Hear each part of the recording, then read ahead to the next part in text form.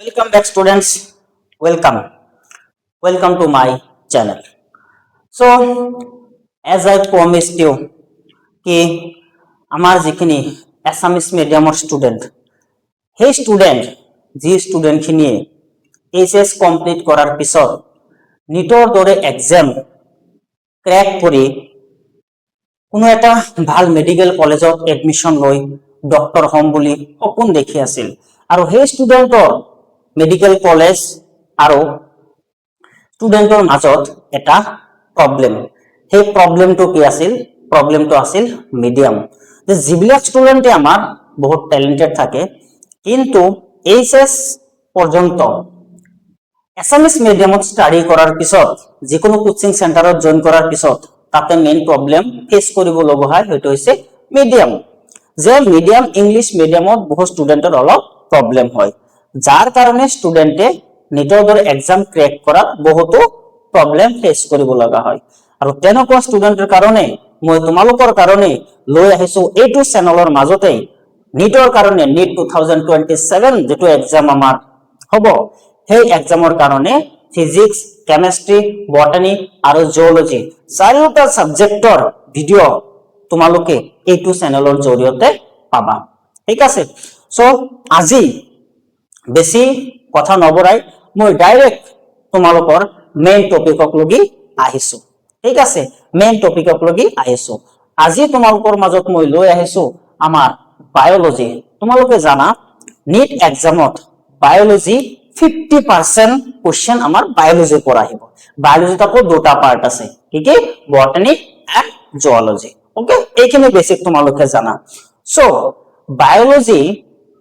Start করার সময়ত first যেটো চ্যাপ্টার হেতু চ্যাপ্টার আমি আরম্ভ কৰিবলৈ লৈছো সেল চ্যাপ্টাৰ 11th স্ট্যান্ডাৰ্ডৰ বটানী পাৰ্টত জেনাৰেলি এটো চ্যাপ্টাৰত পঢ়োৱা হয় cell structure and function cell এনেকুৱা এটা চ্যাপ্টাৰ যদি তোমালোকে কোনোবাই সিৰিয়াসলি নিট ফলো কৰি আছা PYQ ফলো কৰি আছা আমাৰ এইবাৰ যেটো নিট এক্সাম 2026 ৰি এক্সাম হল এই ৰি এক্সামৰ এইটো চ্যাপ্টাৰৰ পৰা 8টা কোশ্চেন আহিছে 8 questions from this single chapter 8 yani 32 marks carried this single chapter so chapter weightage কেনেকুৱা হ'ব তোমালোকে বুজি পাইছা একদম সহজ চ্যাপ্টাৰ আৰু এই চ্যাপ্টাৰটো বুজাত আৰু পঢ়োতে জেনাৰেলি ষ্টুডেন্টে কিছুমান ভুল কৰে কিদৰে পঢ়িব লাগিব চ্যাপ্টাৰটো কেনেকৈ প্ৰিপাৰেচন কৰিব লাগিব এইটো চ্যাপ্টাৰে গটে বায়োলজি তোমাক বেস বনাব বায়োলজি তুমি যিয়ে পঢ়া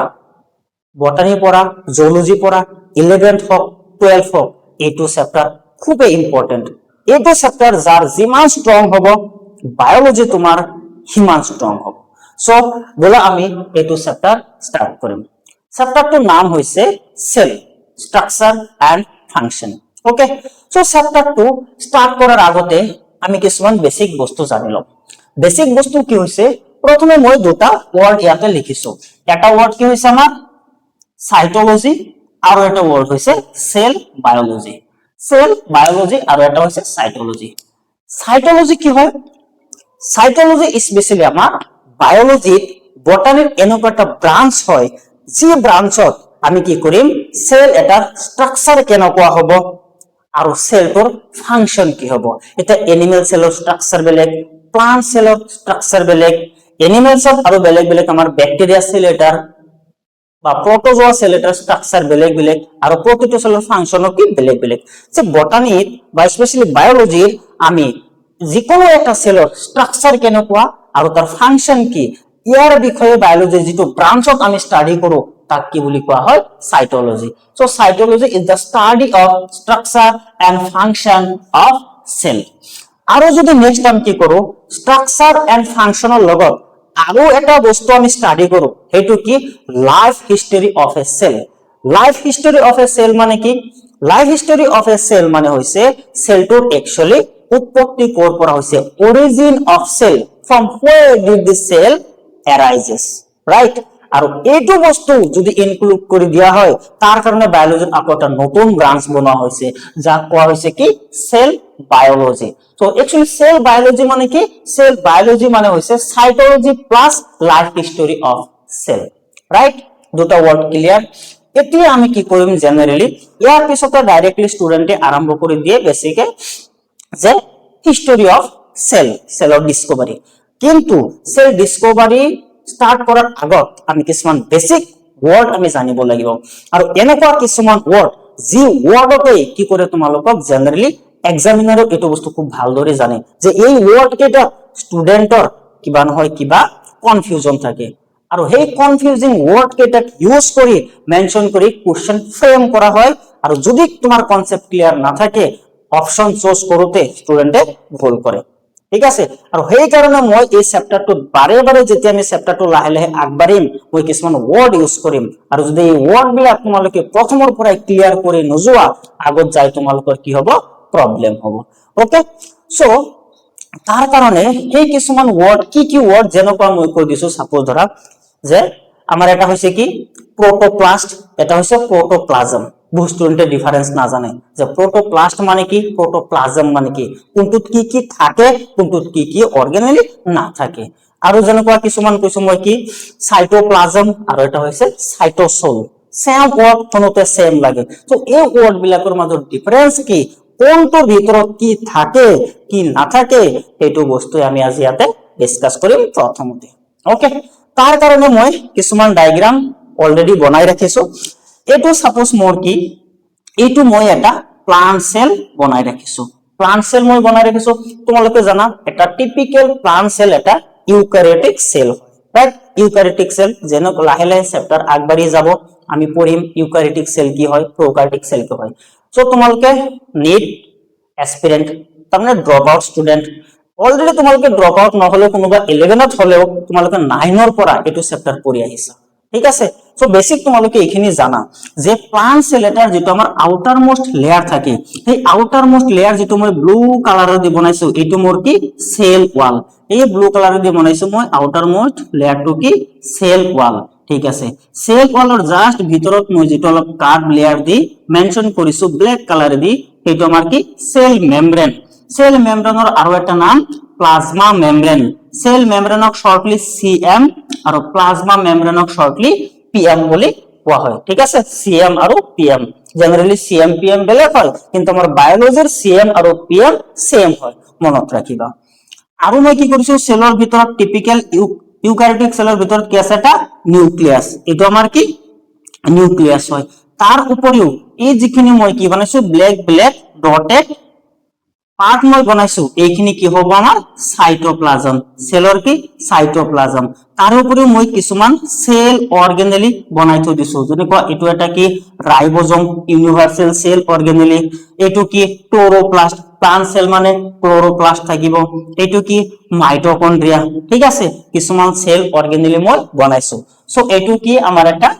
টিপিক্যাল প্লান্ট সেল।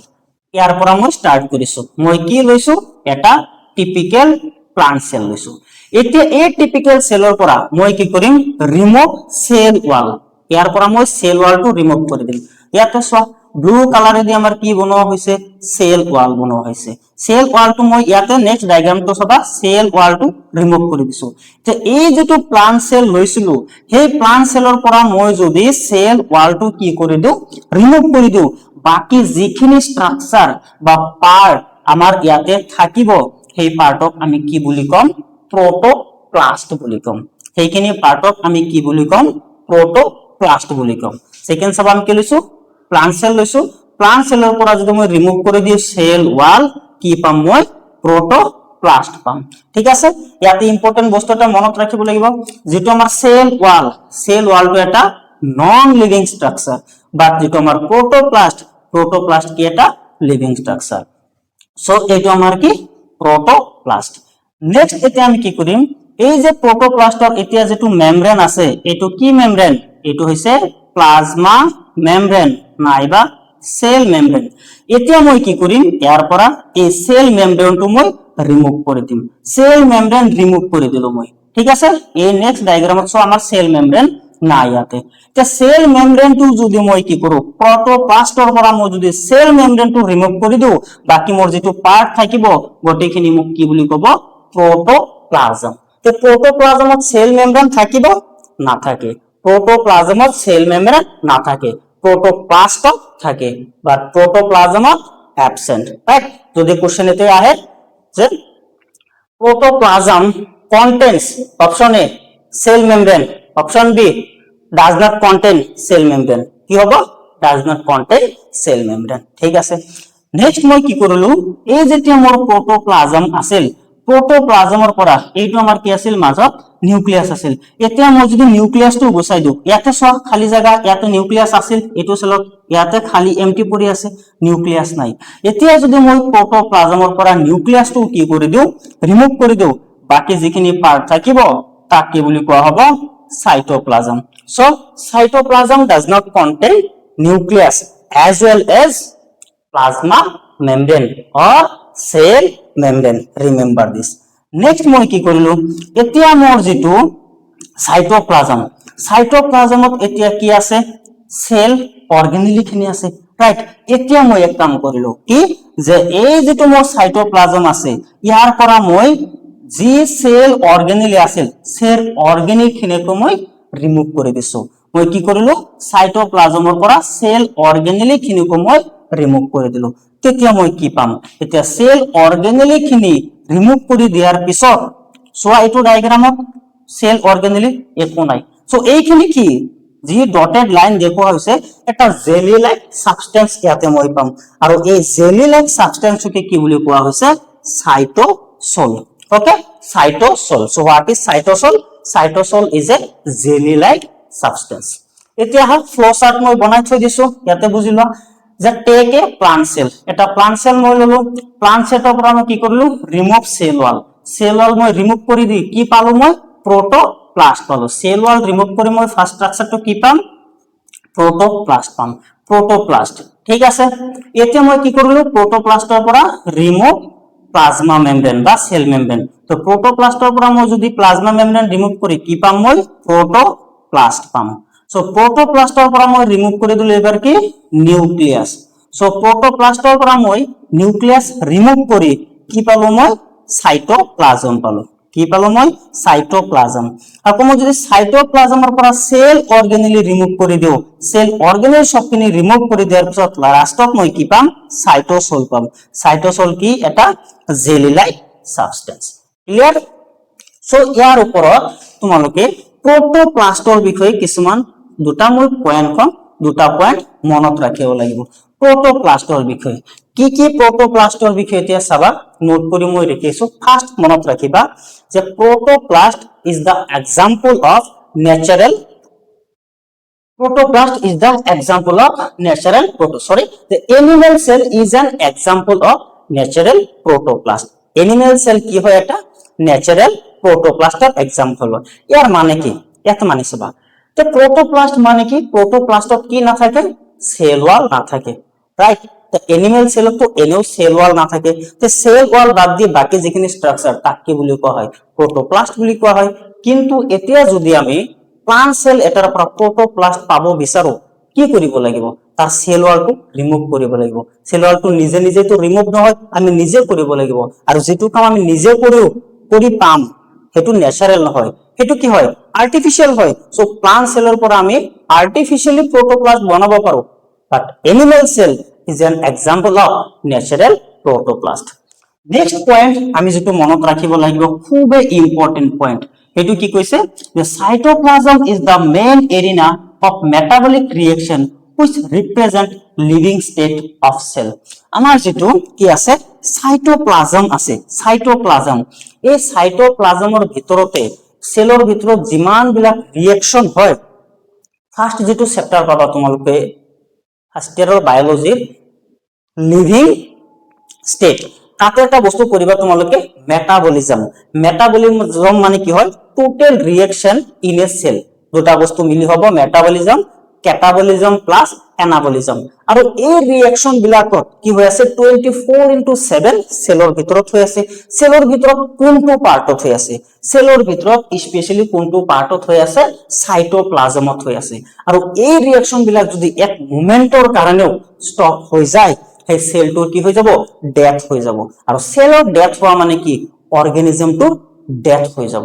ঠিক আছে। সেই কাৰণে কি কোৱা হৈছে, cytoplasm is the main arena of metabolic reaction which represent living state of a cell. Living state of a cell মানে কি, যদি সাইটোপ্লাজমত রিঅ্যাকশন হয়ে আছে এই সেলটো বা এই সেলৰ দ্বাৰা ফৰ্ম হোৱা অৰ্গানিজমটো লিভিং স্টেটত আছে। যদি ৰিঅ্যাকশন স্টপ হৈ যায় সেলটোৰ ডেথ হৈ যাব, আলটিমেটলি অর্গানিজমটো কি হৈ যাব, ডেথ হৈ যাব। সো অর্গানিজম এটা লিভিং হৈ থাকিব, এক্সিস্ট কৰিব নে নকৰে এটো কাৰ ওপৰত ডিপেন্ড কৰিব, তাৰ ৰিঅ্যাকশন মেটাবলিজমৰ ওপৰত। আৰু এই মেটাবলিজম ক'ত চলি আছে, মেটাবলিজম চলি আছে সাইটোপ্লাজমত। সেই কাৰণে সাইটোপ্লাজমক কি বুলি কোৱা হৈছে, living state of a cell. That means cytoplasm will decide either a cell will exist in living state or not. Okay, remember that. Okay. এতিয়া আমি আৰম্ভ কৰিম ডিসকভাৰী অফ সেল। ডিসকভাৰী অফ সেল আমি আৰম্ভ কৰিম। সো ডিসকভাৰী অফ সেল বুলি ক'লে যে ফাৰ্স্ট সেল আমাৰ কোনে ডিসকভাৰ কৰিছিল, সকলোৰে আমাৰ মনত এজনে সাইন্টিষ্টৰ নাম মনত আহিব। তেখেত কোন হয়, তেখেত হয় আমাৰ ৰবাৰ্ট হুক। ঠিক আছে, ৰবাৰ্ট হুক। ৰবাৰ্ট হুকে ফাৰ্স্ট কি কৰিছিল, সেল ডিসকভাৰ কৰিছিল ইন দা ইয়াৰ অফ 1665। এতিয়া আহা আমি এইখিনি তোমালোকে হয়তো অলৰেডি ক্লাস 9 ত পঢ়ি আহিছা। ঠিক আছে, এতিয়া আমি নিট লেভেলত যেহেতু পঢ়ি আছো আমি কিছুমান এডভান্স বস্তু আমি জানিম। ঠিক আছে, এতিয়া আমি অলপ হিষ্টৰীৰ বিষয়ে পঢ়িম। হিষ্টৰী যে একচুয়ালি ৰবাৰ্ট হুকে কিদৰে কি কৰিলে, ডিসকভাৰ কৰিলে cell. So Robert Hooke actually কি কৰিছিল, নিজে এখন তেতিয়া মাইক্ৰোস্কোপ এটা ডেভেলপ কৰিছিল। ৰবাৰ্ট হুকৰ নিজে প্ৰিফাৰ্ড সেল প্ৰিফাৰ্ড মাইক্ৰোস্কোপ আছিল। এদিনাখন ৰবাৰ্ট হুকে কি কৰিলে, তোমাৰ যেটো আমাৰ এটা প্লান্ট আছে, যে প্লান্টক কি বুলি কয়, ওক প্লান্ট। ওক প্লান্ট, ইয়াৰ আৰু কিছুমান নাম আছে। ওক প্লান্টক স্প্যানিশ ওক বুলি কোৱা হয়, নাইবা কিউৰেকাছ বুলি কোৱা হয়। কি বুলি কৈছো, ওক প্লান্ট নাইবা স্প্যানিশ ওক বা কিউৰেকাছ প্লান্ট। ওকে, এই কিউৰেকাছ প্লান্টৰ যেটো কি আছে, বাৰ্ক আছে। বাৰ্ক মানে যাক এছামিছত বাকলি বুলি কোৱা হয়, বাৰ্ক কি কৰিছে, লৈছে। আৰু বাৰ্ক জেনাৰেলি কি হয়, ডেড পাৰ্ট হয়, প্লান্টৰ কি ডেড পার্ট। ওকে, একচুয়ালি এটো সেল ওয়াল হয়, ডেড পার্ট হয়। আমি পিছত গম পাম একচুয়ালি ডিসকভারি লাষ্টত একচুয়ালি এটো কি আছিল, সেল ওয়াল আছিল। একচুয়ালি ৰবাৰ্ট হুকে কি ডিসকভাৰ কৰিছিল, সেল ওয়াল ডিসকভাৰ কৰিছিল। ঠিক আছে, সো ৰবাৰ্ট হুকে কি কৰিলে, তোমাৰ বাৰ্ক অফ কৰ্ক প্লান্ট ললে। তাৰে পিছত কি কৰিলে, সেই প্লান্টৰ এটা স্লাইড বনালে। স্লাইড বনাই যেতিয়া মাইক্ৰোস্কোপৰ আন্ডাৰত কি কৰিলে, অবজাৰ্ভ কৰিলে। অবজাৰ্ভ কৰাৰ পিছত কি দেখা পালে, অবজাৰ্ভ কৰাৰ পিছত কিছুমান হলো স্ট্ৰাকচাৰ দেখা পালে। হলো structure like honeycomb like structure. এটা হানিকম লাইক স্ট্ৰাকচাৰ মানে কি তোমালোকে জানা, হানিকম মানে কি বুজি পাইছা না? হানিকম মানে যেটো আমাৰ মধুমাখিৰ হানিবিৰ ছাত্তা আছে, যেটো হানিকম, সেই ছাত্ৰবিলাক দেখাতে এনেকুৱা দেখা যায় না নাই, ভিতৰে কিছুমান সৰু সৰু শেল, সৰু সৰু ৰুমৰ দৰে দেখা যায়, এম্পটি স্পেস। সো যেতিয়া মাইক্ৰোস্কোপৰ আন্ডাৰত কি কৰিলে, ৰবাৰ্ট হুকে সেই bark of oak plant observe কৰিলে। অবজাৰ্ভ কৰাৰ পিছত এনেকুৱা কিছুমান কি কৰিলে, এম্পটি স্পেস দেখা পালে। ঠিক আছে, এনেকুৱা কিছুমান কি কৰিলে, ওক প্লান্টৰ এম্পটি স্পেস দেখা পালে, যিবিলাক কি আছিল, নন লিভিং পার্ট আছিল। এতিয়া নন লিভিং কিয় আছিল, due to absence of cell wall. ঠিক আছে, ডিউ টু এবসেন্স অফ কি আছিল, সরি ইয়াতে সেল ওয়াল নহব, due to absence of protoplast. Due to absence of protoplast. ঠিক আছে, আমি জাস্ট কৰিলো কি, protoplast is the living part, আৰু প্রোটোপ্লাস্ট যদি না থাকে হেতু নন লিভিং পার্ট হৈ যাব। তো নন লিভিং পার্ট আছিল, কিয় non living, due to absence of protoplast. Protoplast নাছিল, আচ্ছা, only cell wall present, protoplast nasil to ki asil, cell wall asil. Okay, due to this cells were observed as hollow honeycomb like structure and these were called cellula. Cellula ki eta latin word, robert hook latin of kotha koisil, latin word, aru latin of mane ki cellula mane ki hollow structure, empty space, hollow structure ba empty space. ঠিক আছে, আৰু সেই সেলুলাৰ ওয়াৰ্ডটোৰ লাষ্টত যাই নাম কি পৰিল, নাম পৰিল সেল। ওকে, এতিয়া মেইন কথা হল ৰবাৰ্টোকে এইটো ডিসকভাৰ কৰিল কেতিয়া 1665 আজি আমি 2016 এইবোৰ কথা কৰ পৰা গম পাই আছো যে এই অবজাৰভেশন বিলাক ৰবাৰ্ট হুকে যি এক্সপেৰিমেন্ট অবজাৰভেশন কৰিছিল এটো এখন নিজা কিতাপত লিখি থৈ গৈছিল আৰু সেই বুকখনৰ নাম কি আছিল মাইক্ৰোগ্ৰাফিয়া বুকখনৰ নাম ইম্পৰ্টেন্ট হয় মনত ৰাখিব লাগে তোমালোকে ঠিক আছে মাইক্ৰোগ্ৰাফিয়া তো একচুয়ালি ইয়াৰ পৰা আমি এই ডিসকভাৰিৰ পৰা আমি কি বুজি পালো ৰবাৰ্ট হুকে একচুয়ালি কি ডিসকভাৰ কৰিলে সেল কি হয় সেল লিভিং স্ট্রাকচার হয় সেল লিভিং স্ট্রাকচার হয় কিন্তু রবার্ট হুকে কি ডিসকভার করেছিল নন লিভিং স্ট্রাকচার আর নন লিভিং স্ট্রাকচার কত পাওয়া যায় প্লান্টৰ কোনখিনি পার্ট নন লিভিং হেতু হৈছে cell wall so actually Robert হুকে ডিসকভার কি কৰিছিল সেল ওয়াল হে ডিসকভাৰ কৰিছিল তেতিয়া কোশ্চেন হল একচুয়ালি সেল কোনে ডিসকভাৰ কৰিছিল লিভিং সেল কোনে ডিসকভাৰ কৰিছিল হেতু ডিসকভাৰ কৰিছিল scientist Anton von Leeuwenhoek Anton von Leeuwenhoek in the year 1674 কোৰপৰা যে অ্যান্টন ভন লিউৱেনহকে স্পাইরোগাইরা কি হয় এটা অ্যালগি হয় মাইক্রোস্কোপিক প্লান্ট হয় অ্যালগি হয় তারপর কি করেছিল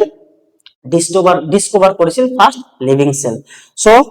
অ্যান্টন ভন লিউৱেনহকে কেবল লিভিং সেলে ডিসকভাৰ কৰা নাছিল তাৰে লগত আৰু বহুত বস্তু ডিসকভাৰ কৰিছিল কি কৰিছিল তাৰে লগত আৰু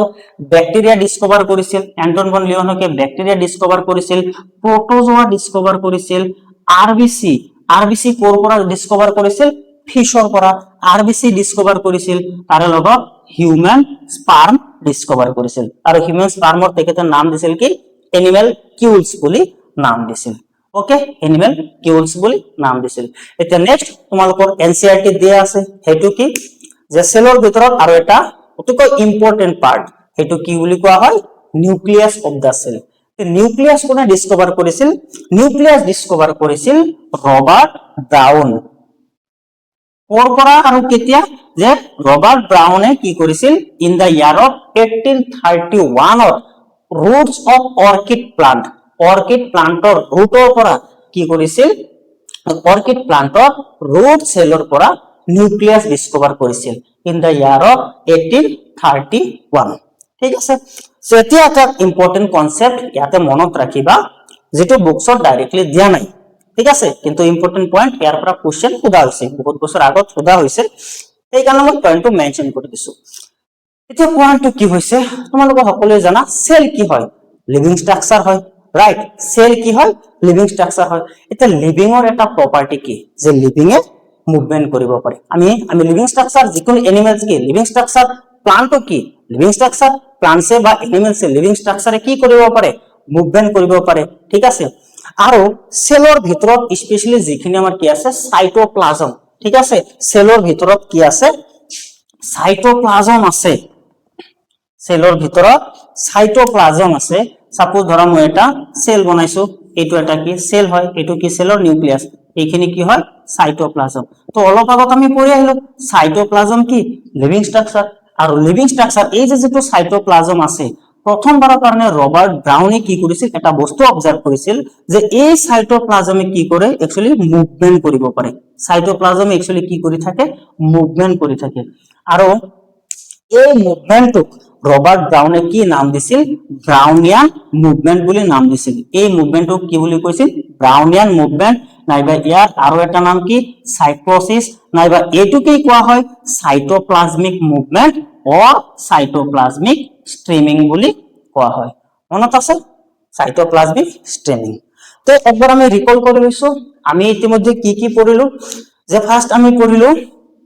সেলৰ দুটা টাৰ্মিনোলজি আমি পঢ়িলো সাইটোলজি আৰু এটা সেল বায়োলজি তাৰে পিছত আমি সেলৰ কিছুমান বেসিক কি পঢ়িলো টাৰ্মিনোলজি কি টাৰ্মিনোলজি পঢ়িলো যে আমি এটা প্লান্ট সেল লৈছো প্লান্ট সেলৰ পৰা যেতিয়া আমি outermost layer cell wall remove কৰি দি যেটো আমি স্ট্রাকচার পাইছো এই স্ট্রাকচারটোক আমি কি বুলি কৈছিলো এই স্ট্রাকচারটোক আমি কি বুলি কৈছিলো প্রোটোপ্লাজম বুলি কৈছো বা প্রোটোপ্লাস্ট বুলি কৈছো তাৰে পিছত আমি কি কৰিছো এই প্ৰোটোপ্লাস্টৰ পৰা যেতিয়া আমি প্লাজমা মেমব্ৰেন বা সেল মেমব্ৰেনটো ৰিমুভ কৰি যেটো স্ট্ৰাকচাৰ পাইছো হেটো আমাৰ কি পাইছো প্ৰোটোপ্লাজমৰ পৰা যেতিয়া আমি নিউক্লিয়াছটো ৰিমুভ কৰিছো ৰিমুভ কৰি যেটো স্ট্ৰাকচাৰ পাইছো তাক আমি কি বুলি কৈছো সাইটোপ্লাজম বুলি কৈছো সাইটোপ্লাজমৰ পৰা লাষ্টত আমি কি কৰিছো যিমান সেল অৰ্গেনেলি আছিল সেল অৰ্গেনেলিকলি যেতিয়া আমি ৰিমুভ কৰি দিছো ৰিমুভ কৰি আমি কি পাইছো সাইটোসোল পাইছো নেক্সট আমি কি পঢ়িলো যে এটা ইম্পৰ্টেন্ট নোটস আমি পঢ়িছো যে প্ৰোটোপ্লাস্ট কি হয় প্ৰোটোপ্লাস্ট এটা যেটো এনিমেল সেল আছে এটা ন্যাচাৰাল প্ৰোটোপ্লাস্টৰ এক্সাম্পল হয় তাৰ পিছত আমি সেল কৰিলো এতিয়া যদি কোশ্চেন হোদা হয় কি যে হো ডিসকভার্ড সেল आंसर কি হ'ব হো ডিসকভার্ড সেল যদি মনত ৰাখিবা কোশ্চেনে যদি মেনশন কৰি দিয়া নাই who discovered non living cell or dead cell তেতিয়ালৈকে आंसर হৈ যাব এভি লিভিং হ'ব एक्चुअली সেল লিভিং সেল কি হয় লিভিং হয় সেল কোনে ডিসকভার কৰিছিল এভি লিভিং হ'ব কিন্তু যদি কোশ্চেনত মেনশন কৰি দিছে কি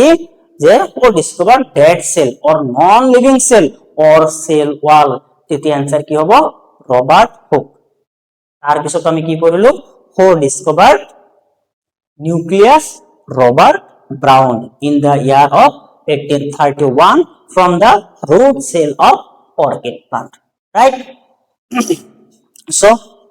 নোটস বিলাক তোমালোকে লগে লগে কৰি যোৱা স্ক্ৰিনশ্বট মাৰি লোৱা তো এতিয়া আমি আৰম্ভ কৰিম এই চেপ্টাৰৰ ইম্পৰ্টেন্ট পইণ্ট যেটো হৈছে আমাৰ cell theory okay cell theory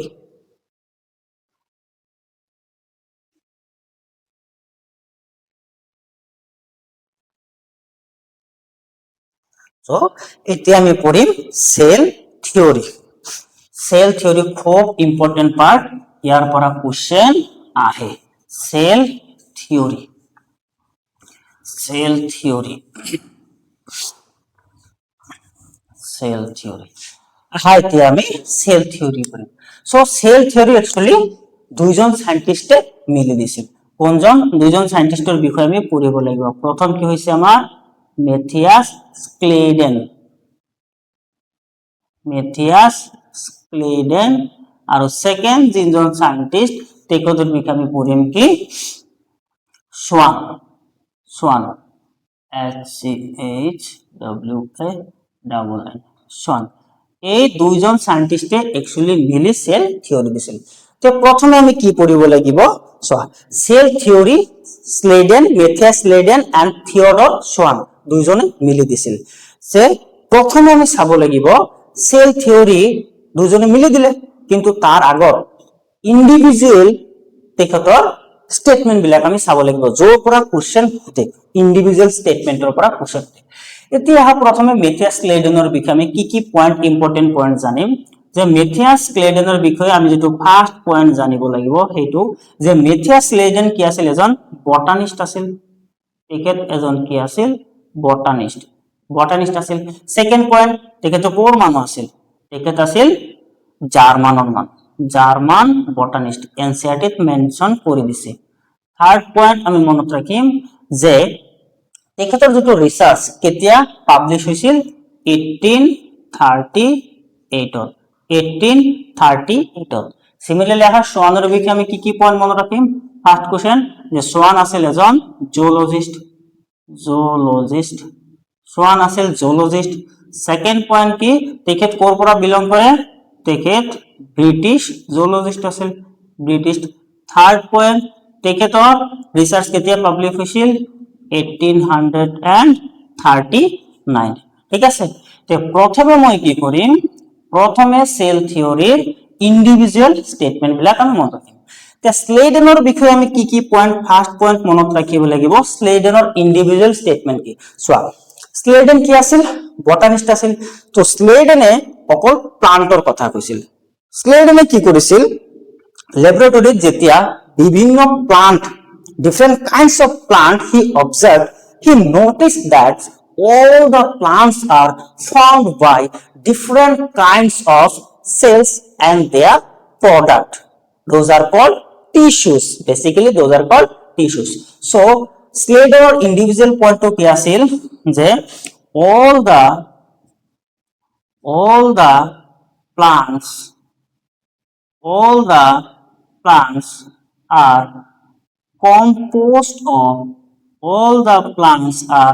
composed of different kinds of kinds of cells and their product and their products and their products. এইটো কি আছিল স্লেডেনৰ কথা সদায় মনত ৰাখিবা স্লেডেনে অকল প্লান্টৰ কথা কৈছিল এতিয়া সোৱানৰ কথা সোৱানে কি কৰিছিল সোৱান একচুয়ালি যদিও জুলজিষ্ট আছিল সোৱানে এনিমেলছৰ লগে লগে প্লান্টছৰ বিষয়ে কি কৰিছিল স্টাডি কৰিছিল ঠিক আছে তো সোৱানে কি কৰিছিল এনিমেলছৰ লগে লগে সোৱানে প্লান্টছৰ বিষয়ে স্টাডি কৰিছিল সো সোৱানে প্ৰথম স্টেটমেন্টটো কি দিছিল সোৱানে এনিমেল আৰু প্লান্টছ দুটাৰ বিষয়ে স্টাডি কৰিছিল স্টাডি কৰি সোৱানে কি পাইছিল যে plants and animals both are composed of different kinds of cell and their product first statement কি দিছিল যে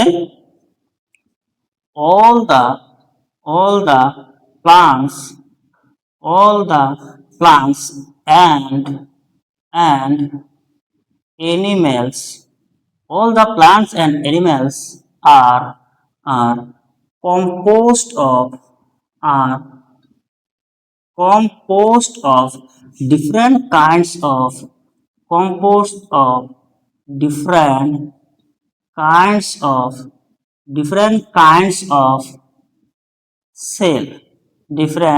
kinds of cells এটো কি দিছিল সোয়ানৰ ফাৰ্স্ট স্টেটমেন্ট আছিল ঠিক আছে ফাৰ্স্ট স্টেটমেন্ট আছিল সেকেন্ড যেটো সোয়ানৰ স্টেটমেন্ট আছিল ইন্ডিভিজুয়াল স্টেটমেন্ট হেতু কি আছিল যে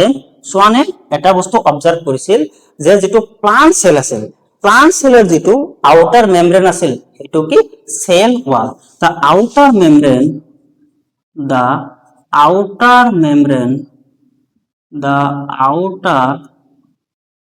membrane of plant cell is cell wall it was a second statement individual statement of swan আৰু থাৰ্ড স্টেটমেন্ট কি আছিল যে যেটো এনিমেল সেল আছিল এনিমেল সেলৰ যেটো আউটাৰ মেমব্ৰেন সেই আউটাৰ মেমব্ৰেনটো কি আছিল আউটাৰ মেমব্ৰেনটো বেসিক্যালি ডিলিমিটিং লেয়াৰ বুলি কৈছিল ডিলিমিটিং মানে কি হয় বাউন্ডাৰি হয় এনেকুৱা বাউন্ডারি যেটো ইলাস্টিক হয় ঠিক আছে যেটো কি হয় ইলাস্টিক হয় সো কি কৈছিল থার্ড লাইন যে outer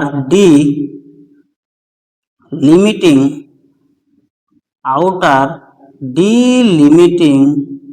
layer of animal cell is cell membrane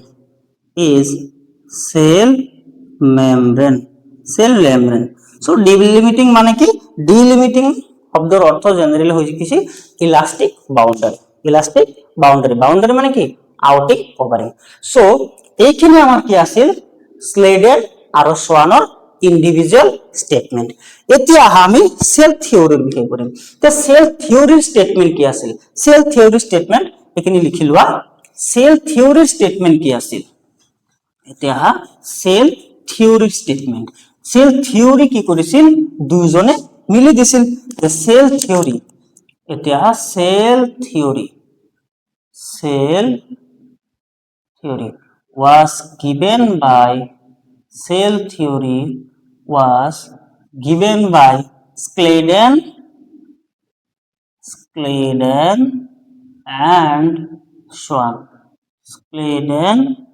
and Swan दोनों কম্বাইনলি দিছিল ঠিক আছে এতিয়া সেল থিওৰিৰ স্টেটমেন্ট কি আছিল এতিয়া হ'ব কি কম্বাইন স্টেটমেন্ট এতিয়া চাবা এতিয়া ইয়াৰ পৰা ইম্পৰ্টেন্ট পইণ্ট আহিব ইম্পৰ্টেন্ট পইণ্ট কি আহিব ইয়াৰ আগক লগি যেতিয়া ইন্ডিভিজুয়াল স্টেটমেন্ট দি আছিল স্ক্লেডেনে কি আছিল বটানিষ্ট আৰু তেখেতে সদায় কি কৰিছিল প্লান্ট ওয়াৰ্ড ইউজ কৰিছিল প্লান্ট আৰু সোৱানে সদায় কি কৰিছিল plant and animal word use কৰিছিল কিন্তু যেতিয়া দুইজনে কম্বাইনলি সেল থিওৰি দিব সেল থিওৰি থেকে সকলে প্লান্ট বা এনিমেল ওয়াৰ্ড ইউজ কৰা নাই ইয়াতে ইউজ কৰিছে কম্বাইনলি কি organism word so organism word ইয়াৰ আগত আহা নাছিল অর্গানিজম ওয়ার্ড ফার্স্ট টাইম আহিল কত সেল থিওরি সো সেল থিওরিত ফার্স্ট আহিল কি আহিল cell theory statements first statement কি আছিল যে all the organisms all the organisms all the organisms are composed of all the organisms are composed of cell and their products and their products and their products. এটু কি আছিল first statement. Second statement কি আছিল? Second statement আছিল যে cell is the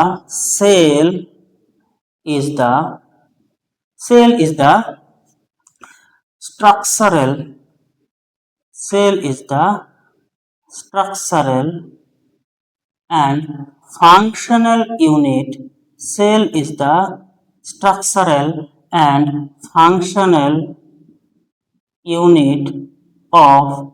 all living organism. All living organisms. All living organisms. ঠিক আছে, এইটো হৈ গ'ল। এতিয়া কি হ'ল কথাটো চাবা স্টেটমেন্ট দুটা ৰবা একফালে চেক কৰি হৈ থাকিব, সেইফালে আৰু বোলে মই ৰেকৰ্ডিং কৰি আছো, এইফালে বোলে ভিডিঅ' অফ হৈ থাকিল।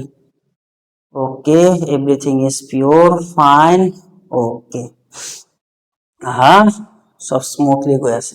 সো কি হল, ইহঁতে কি কৈ দিলে যে all the organisms are composed of cell and their product. তাৰমানে যিমান অৰ্গেনিজম বুলি আছে, এতিয়া অৰ্গেনিজম বুলি কোৱাৰ লগে লগে এনিমেলছ হওক, প্লান্টস হওক, অলৰেডি যেটা আমাৰ 5 কিংডম ক্লাসিফিকেশন আছে, 5 কিংডমৰ 5টা যি কিংডম আছে তাতে আমি কি মনে ৰাখিম, প্ৰটিস্টা কোৱা, ফাঞ্জাই কোৱা,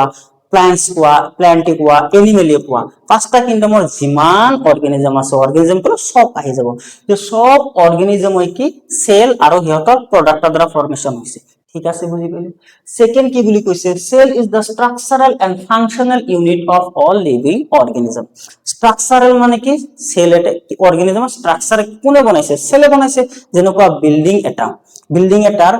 কোনে বনাইছে, ব্ৰিক্স বিলাক ইটা বিলাক জইন হৈ কি বনাইছে, বিল্ডিংটো বনোৱা হৈছে। তাৰ মানে বিল্ডিংৰ স্ট্ৰাকচাৰ কোনে দিছে, ইটা বিলাকে লগ লাগি দিছে। আমি অৰ্গেনিজম, আমাৰ বডি কোনে বনাইছে, আমি লিভিং অৰ্গেনিজম, সেলে কি হৈছে লগ হৈ আমাৰ বডিটো বনাইছে। ঠিক আছে, এইখিনি বুজি পাইছো। তাৰপিছত কৈছে কি ফাংশনাল ইউনিট। ফাংশনাল ইউনিট মানে কি, ফাংশনাল ইউনিট মানে অলৰেডি মই মেনশন কৰিছো যে লিভিং অৰ্গেনিজম এটা লিভিং ষ্টেটত এক্সিষ্ট কৰি ৰাখিবলৈ যিমানখিনি নেসেসাৰি ফাংশনস বা মেটাবলিজম, এটা ফাংশন মানে মেটাবলিজমৰ কথা কোৱা হৈছে, যিমানখিনি ফাংশন সেইখিনি সেলৰ ভিতৰতে হৈ আছে। All the metabolic reactions which are required to keep the organism in living states are going inside the cell. Right? Clear? Okay. এতিয়া আহিল নেক্সট কোশ্চেন, ইয়াৰ পৰা টুইষ্ট আহিল। কি টুইষ্ট আহিল, এতিয়া স্লেডন আৰু সোৱানক কোশ্চেন সোধা হল যে ঠিক আছে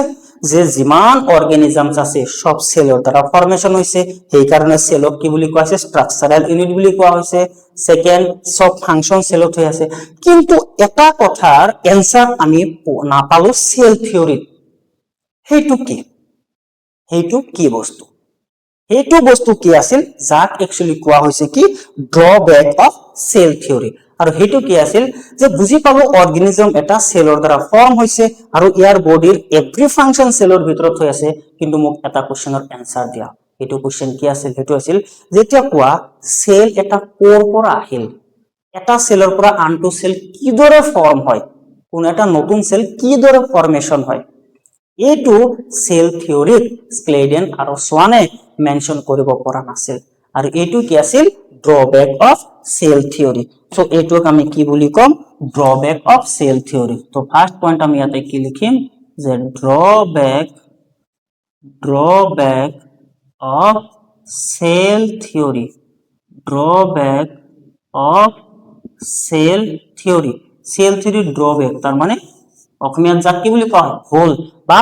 আহুৱা। সেল থিওৰিৰ আহুৱা কি আছিল, যে cell theory could not explain the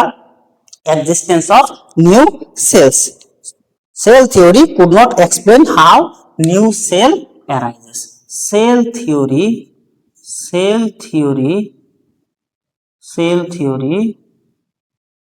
could not explain cell theory could not explain how new cell arises how new cell arises যে নতুন সেল কৰ পৰা আহে কেনেদৰে ফৰ্মেশন হয় উৎপত্তি হয় এটো কব পৰা নাছিল সেল থিওৰি ঠিক আছে আৰু এটো কি আছিল সেল থিওৰি ড্ৰবেক এতিয়া নেক্সট আৰু এজন সায়েন্টিস্ট আহিল এই সায়েন্টিস্ট একচুয়ালি কি কৰিলে সেল থিওৰিৰ বাকি সকলো বস্তু ঠিক আছিল এই যে সেল থিওৰি এটা ড্ৰবেক এই ড্ৰবেকটো দূৰ কৰিল নেক্সট এটা সায়েন্টিস্টে আৰু সেই সায়েন্টিস্টৰ নাম কি আছিল সেই সায়েন্টিস্টৰ নাম আছিল ৰাডল্ফ ভিৰকো ৰাডল্ফ ভিৰকো ৰাডল্ফ ভিৰকো রাডল্ফ ভিরকো আর রাডল্ফ ভিরকোয়ে কি করিলে সেল থিওরির এই যে যেটো ভুল আছিল সেই ভুলটো কি করিলে ঠিক কৰি তেও নতুনটা স্টেটমেন্ট দিলে স্টেটমেন্টটো কি আছিল স্টেটমেন্টটো আছিল omni cellula e cellula e cellula okay ইয়ার meaning কি ইয়ার যদি ইংলিশ ট্রান্সলেট আমি করো ইয়ার meaning is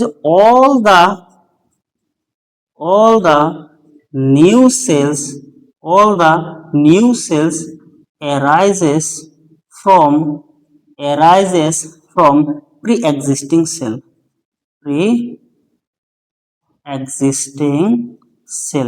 all the new cells arises from pre-existing cell আৰু এইটো স্টেটমেন্ট কৈ সেল থিওৰিৰ এই যেটো ভুল আছিল ড্ৰবেক আছিল সেই ড্ৰবেকটো দূৰ কৰি তেখেতে কি কৰিলে সেল থিওৰিক আকৌ মডিফাই কৰিলে আৰু ৰাডল্ফ ভিৰকোয়ে কি কৰিলে এতিয়া মডিফাইড সেল থিওৰি নাইবা new form of cell theory এতিয়া যদি কোশ্চেন আহে যে ৰাডল্ফ ভিৰকোয়ে কি দিলে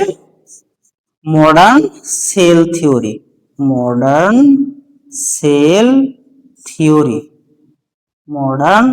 সেল থিওরি নাইবা ইয়াক কি বুলি কব মডিফাইড সেল থিওরি বুলি কয়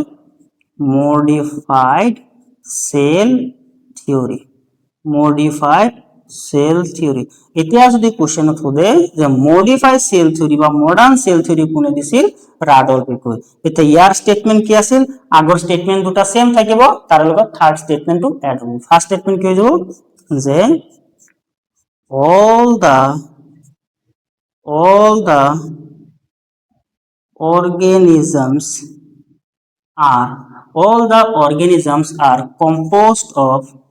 all the organisms are composed of cell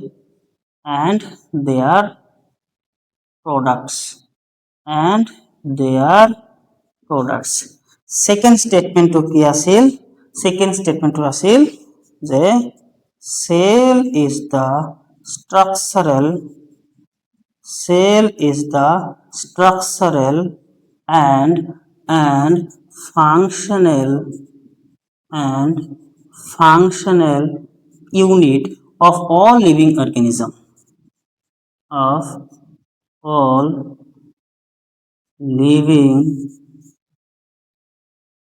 organisms তাৰে লগত আহিব কি থাৰ্ড স্টেটমেন্ট আহি জোৰা লাগিব কি মই অৰিজিনাল ভাৰ্জনটো লিখি দিছো omni cellula e cellula এইটো হল আমাৰ কি modern cell theory okay modern cell theory এতিয়া ইয়াতে আমি এটা ইম্পৰ্টেন্ট পইণ্ট মনত ৰাখিব লাগিব হেতু কি যে almost all the living organisms follow this cell theory but cell theory এটা কি আছে এক্সেপশন আছে এক্সেপশন মানে কি যেটো বস্তুৱে cell theory ফলো নকৰে cell theory তে কি কৈছিল cell theory কৈছিল যে all the living organisms are composed of cell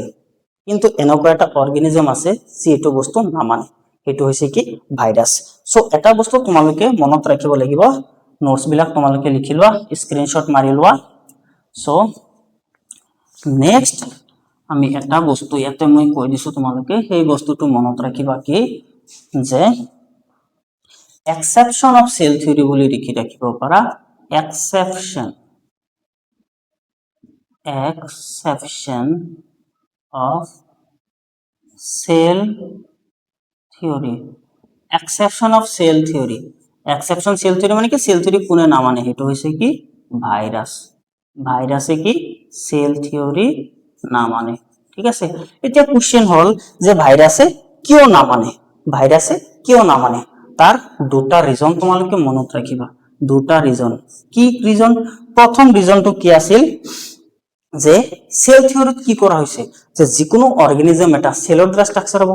কিন্তু মনত ৰাখিবা ভাইৰাসৰ কোনো সেলুলাৰ স্ট্ৰাকচাৰ নাই ভাইৰাসে জেনাৰেলি কি যেতিয়া হোস্টৰ বডিত এন্টাৰ কৰিব হোস্ট মানে কি যাৰ বডিত অৰ্গানিজম এটা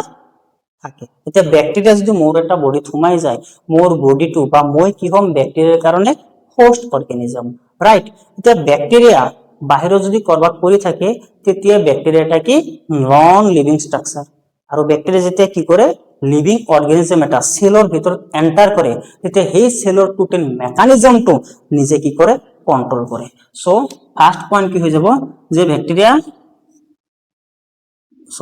ভাইরাস যে কি হৈ যাব virus does not contain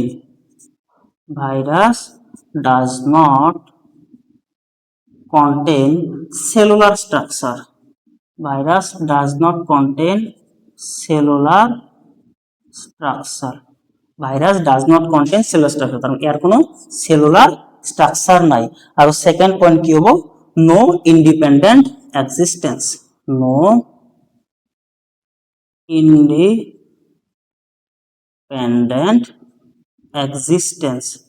no independent existence তার মানে ভাইরাসে কি করে অকলে এক্সিস্ট কৰিব নোৱাৰে ওকে ভাইৰাসে এক্সিস্ট কৰিব নোৱাৰে এতিয়া আহা আমি নেক্সট টপিকক লগি আগবাঢ়িছো আগবাঢ়িম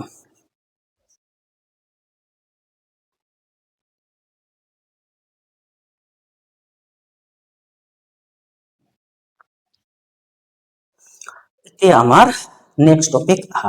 নেক্সট টপিকটো কি কৈছে যে সেল থিওরিত আমি এটা বস্তু পঢ়িলো কি বস্তু আমি এটা স্টেটমেন্ট পঢ়িলো যে cell is the structural and functional unit ঠিক আছে cell is the structural unit আমি এটা পয়েন্ট পঢ়িলো কি সেল ইজ দা স্ট্রাকচারাল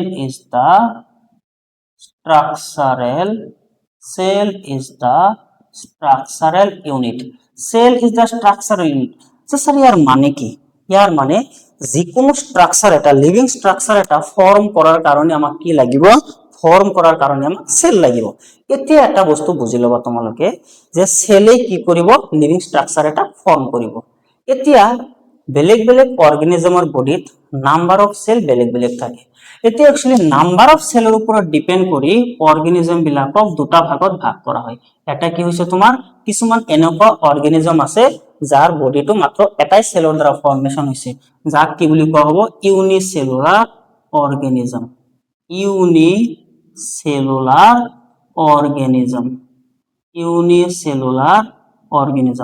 যেনেকুৱা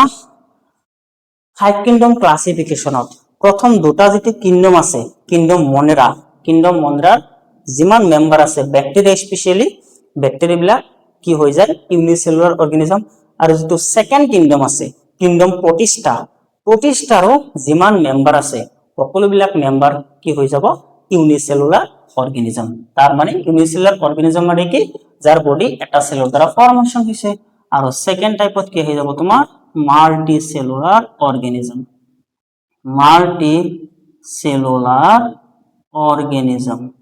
মাল্টিসেলুলার অর্গানিজম এতিয়া মাল্টিসেলুলার অর্গানিজমের বিষয়ে আমি পঢ়িব লাগিব এনিমেল কিংডমত আমি সব মাল্টিসেলুলার অর্গানিজমের বিষয়ে পঢ়িম এতিয়া ইউনিসেলুলার অর্গানিজমের বিষয়ে মই এটা ইম্পর্টেন্ট পয়েন্ট কম মনত ৰাখিবা ইউনিসেলুলাৰ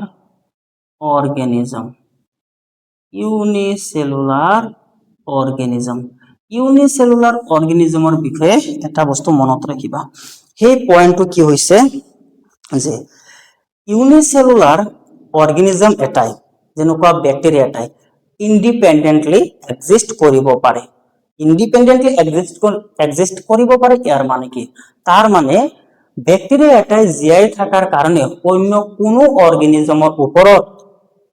নিৰ্ভৰ কৰিব নালাগে ডিপেন্ডেন্ট নহয় সো ইটো আমি কি লিখিম যে ইউনিসেলুলাৰ অৰ্গানিজম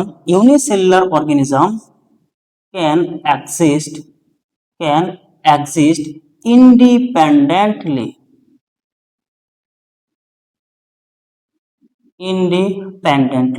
because can exist independently ইয়াৰ পৰা assertion reasoner question হ'ব ঠিক আছে assertion reason কি হ'ব যে assertion এনেকুৱা হ'ব assertion যে unicellular organism can exist independently reason কি হ'ব reason হ'ব যে because it can perform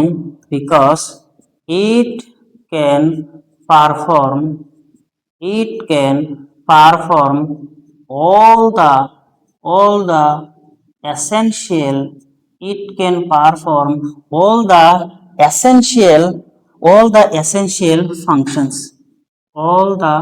essential functions তার মানে কি কৈছে বুঝি লবা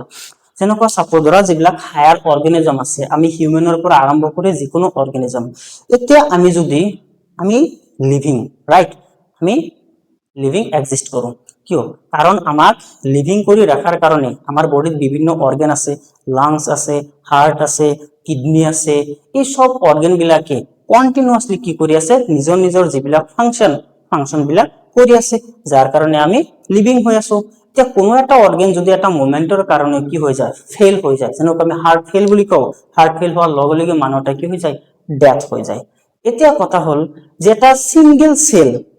এতিয়া কোশ্চেন হল আমাৰ লিভাৰটো চাবা ইমানটো সেলৰ দ্বাৰা ফৰ্মেশন হৈছে কিডনি ইমান সেলৰ দ্বাৰা ফৰ্মেশন হৈছে ব্ৰেইন ইমান সেলৰ দ্বাৰা ফৰ্মেশন হৈছে আৰু সবকিটা সেলে মিলি এটা অৰ্গান বনাইছে আৰু ইমানটা অৰ্গানে মিলি কনস্ট্যান্টলি কাম কৰি আছে তাৰ পিছত আমি অৰ্গানিজমটো লিভিং হৈ এক্সিস্ট কৰি আছো এতিয়া এটা সিম্পল ব্যাকটেৰিয়াৰ কথা ভাবিছো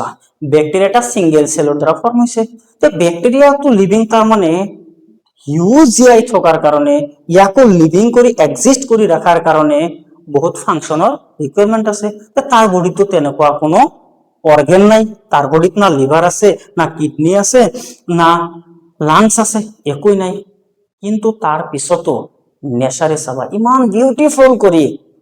এই নেচাৰটো ক্ৰিয়েট কৰিছে সেই স্মল ব্যাকটেৰিয়া এটাৰ বডিত কিছুমান সৰু সৰু অৰ্গান দি দিছে আৰু সেই অৰ্গান বিলাকক অৰ্গানেলি বুলি কোৱা হয় আৰু সেই তাৰ ভিতৰত এটা সিঙ্গেল সেলৰ ভিতৰত অল এসেনশিয়াল ফাংশন যিমান কিটা ৰিঅ্যাকশন ফাংশন ৰিকোয়াৰমেন্ট হয় এটা অৰ্গানিজমক জীয়াই ৰাখাৰ কাৰণে সেই সেম ৰিঅ্যাকশন বিলাক এটা সিঙ্গেল সেলৰ ভিতৰত ব্যাকটেৰিয়া পাৰফৰ্ম কৰিব পৰা ক্যাপাবিলিটি আছে যাৰ কাৰণে নিজে ইন্ডিপেন্ডেন্টলি এক্সিস্ট কৰিব পাৰে ইজ দ্যাট ক্লিয়াৰ ওকে এতিয়া আমি নেক্সট এটা বস্তু আমি মনত ৰাখিম এটা পয়েন্ট ইয়াৰ পৰা মনত ৰাখিবা যে ব্যাকটেৰিয়া এটা কি সিঙ্গেল সেলড অৰ্গানিজম এটা সিঙ্গেল সেলড অৰ্গানিজম কি কৰিব পাৰে ইন্ডিপেন্ডেন্টলি এক্সিস্ট কৰিব পাৰে এতিয়া এটা পয়েন্ট মই কৈ আছো মনত ৰাখিবা যে anything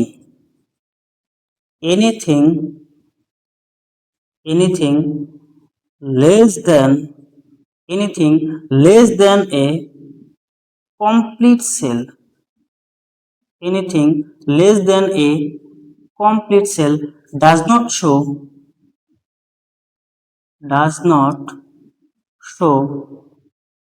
does not show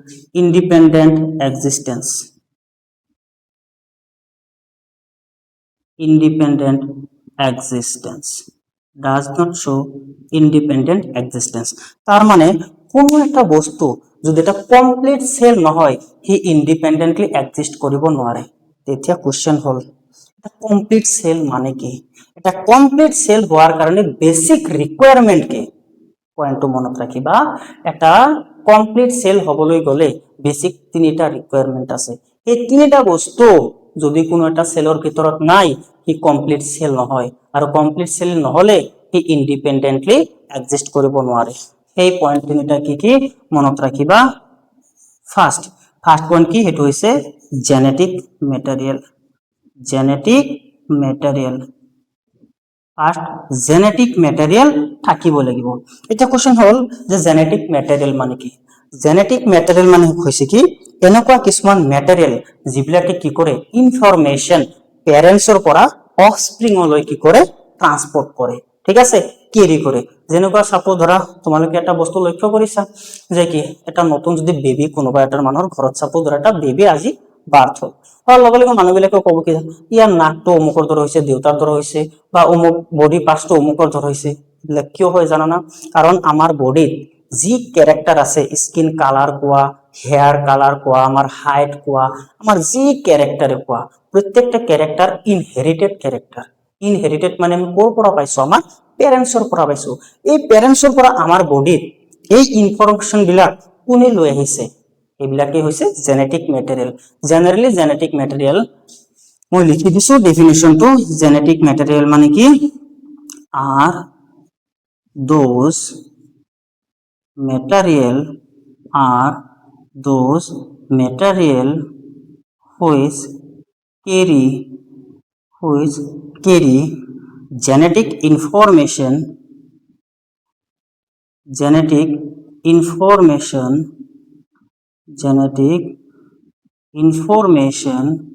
from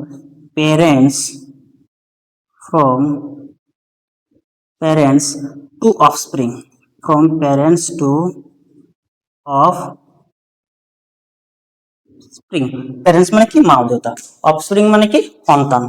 আমি offspring কার offspring আমার parents of offspring এতে মনত রাখিবা জেনারেলি জেনেটিক ইনফরমেশন বুলি কলে জেনেটিক ম্যাটেরিয়াল বুলি কলে কি হ'ব তোমাৰ ডিএনএ বা কিছু কিছু ক্ষেত্ৰত আৰএনএও হ'ব পাৰে DNA almost in every organism RNA ক'ত থাকে কিছুমান ভাইৰাছৰ ক্ষেত্ৰত আৰু সেইবিলাকক ভাইৰাছক কি বুলি কয় জানা না ৰেট্ৰোভাইৰাছ ওয়াৰ্ডটো বহুত জায়গাত আহিব মনত ৰাখিবা ৰেট্ৰোভাইৰাছ মানে কি যে যিবিলাক ভাইৰাছৰ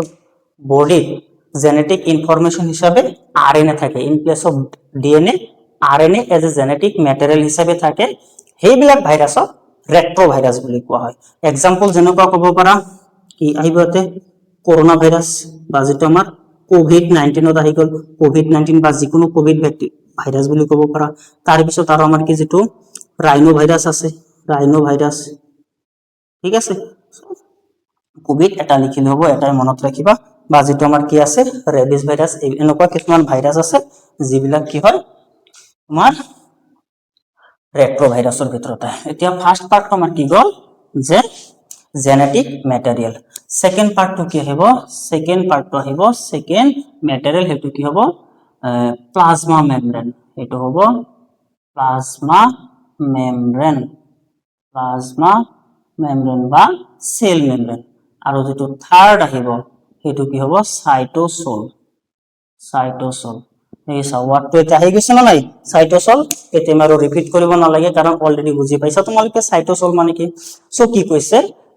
যে যিকোনো এটা বস্তু যদি এই তিনিটা ম্যাটেৰিয়েল পোৱা যায় এটা হৈছে জেনেটিক ম্যাটেৰিয়েল এটা হৈছে প্লাজমা মেমব্ৰেন আৰু এটা সাইটোসোল এই তিনিটা থাকিলে তাক আমি এটা কমপ্লিট সেল বুলি কম আৰু সেই বস্তুটোৱে কি ইন্ডিপেন্ডেন্টলি এক্সিস্ট কৰিব পাৰিব যদি এই তিনিটাৰ যিকোনো এটাও যদি নাথাকে হেতুক আমি এটা কমপ্লিট সেল বুলি নকওঁ আৰু হি ইন্ডিপেন্ডেন্টলি এক্সিস্ট কৰিব